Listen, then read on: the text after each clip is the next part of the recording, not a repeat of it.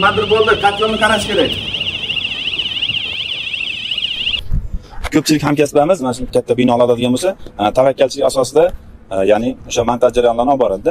Natijada asosga nagruzka tushishi mumkin yoki uy isimasligi mumkin. Biz hozir navbatdagi binomizda 7 qavatli bino bo'lyapti. Obyektimiz 5000 kvadratdan oshiq. Biz Zafar og'a bilan ancha yildan beri birga ishlab kelamiz. Zdaniyaga xohlasa bitta nasos bilan chiqib ketamiz.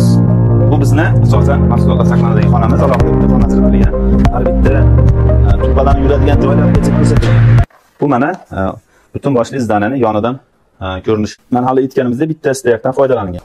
Pastdan ulanadigan mana podacha biratga yonmagan maxsus mana simlar tashab ketganmiz. Belgilangan haroratda o'zi o'chib o'zi yonadigan bo'ladi. Assalomu alaykum hurmatli kuzatuvchilar, hurmatli do'stlar. Bizda issiqxonamizda, ya'ni kotelxonamizda shunaqa maxsus ovoz kuchaytiruvchi, ya'ni signalizatsiya qo'yganmiz.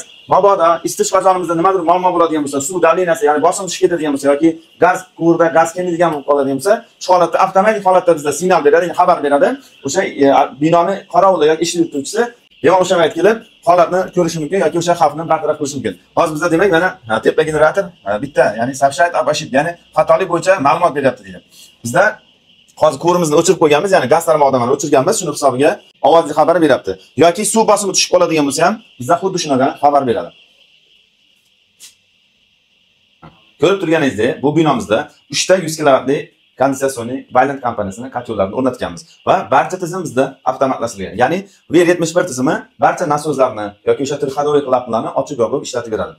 Sensor komfort orqali barcha upravleniya, ya'ni boshqarish tizimiga ega.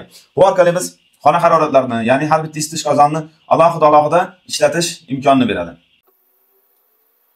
Bizda bino tarafdagi suv bilan isitish qozonining suvi umuman bir-biriga aralashib ketmaydi. Ya'ni bizda maxsus mana teplamini qo'yganmiz. Ya'ni maqsad bu tarafdagi bosim bilan bu tarafdagi bosimni alohida boshqarish imkoni bor va albatta suv bir-biriga aralashib ketmaydi. Bizda kondensatsionniy kotel bo'lgani uchun bu tizimda temir umuman, ya'ni turbalar temir quvurlar umuman ishlatilmagan. Narigi taraf bo'ladigan bo'lsa, bizda trassadan foydalanganmiz. Bunda oddiy qora metal, ya'ni qora temirdan foydalanganmiz. Buni agar to'g'ridan-to'g'ri yuradigan bo'lsak, u tarafdagi zang yoki boshqa narsalar bu kotelga ham ziyon berib qo'yishi mumkin. Shuning uchun biz teplaminik bilan butun tizimni ajratganmiz. Alta Plaza biznes markazi 8 qavatdan iborat bo'lib, umumiy maydoni 5000 kvadratni tashkil qiladi. Va undan yana bitta e'tiborli jihati, biz ushbu joyga bitta, ya'ni sirkulyatsioniy nasos qo'yganmiz. Asosiy tizimni bitta sirkulyatsioniy nasos aylantirib beradi. Binodagi santexnik ishlari qanday bajarilganligini birgalikda ko'rib chiqamiz. Birinchi qavatda romlar baland bo'lgan hisobiga bizga past tarafga buni turponi, ya'ni napolniy konvektorlardan foydalanganmiz. Mana o'sha hali yetgan bitta nasosimiz.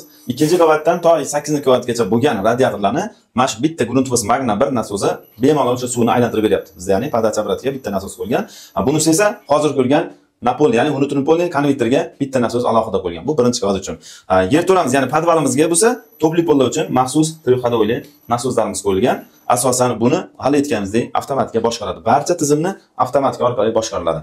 O'sha bitta sirkulyatsion nasosimiz barcha qavatga suvni bizga taqsimlab beradi va har qavatda alohida balanslovочный kranlar qo'yilgan.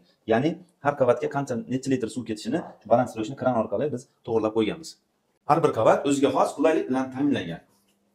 Xodimlar uchun barcha sharoitlar, ya'ni qulayliklar qilib qo'yilgan. Barcha sanuchilarda havo kiruvchi va havo chiquvchi tizimlar ta'minlangan va o'ylik installyatsiyalari o'rnatilgan. Binoning barcha qavatida panelli radiatorlardan foydalanganmiz va nijniy podключение, pastdan ulanadigan turidan foydalangan. Tip 22 radiator qo'ygan. Barcha radiatorlar bizda isitish tizimi xona harorati, ya'ni komment termostat orqali o'chib, yoqib, ya'ni boshqarish mumkin. Bu bizda ya'ni tejamkorlikka olib keladigan omillardan bittasi desak bo'ladi. Bundan tashqari, Alta Plaza biznes markazining barcha qavatlarida xodimlar uchun sharoitlar yaratib qo'yilgan.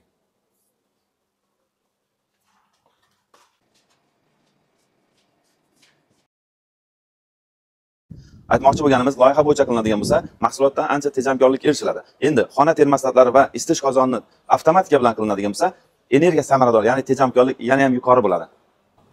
Siz ham energiya tejamkor isitish tizimi o'rnatmoqchimisiz? Unda albatta loyiha bo'yicha va binolarni, ya'ni isitish qozonlarini avtomatika qilishni tavsiya bergan bo'lardik. Salomat bo'ling.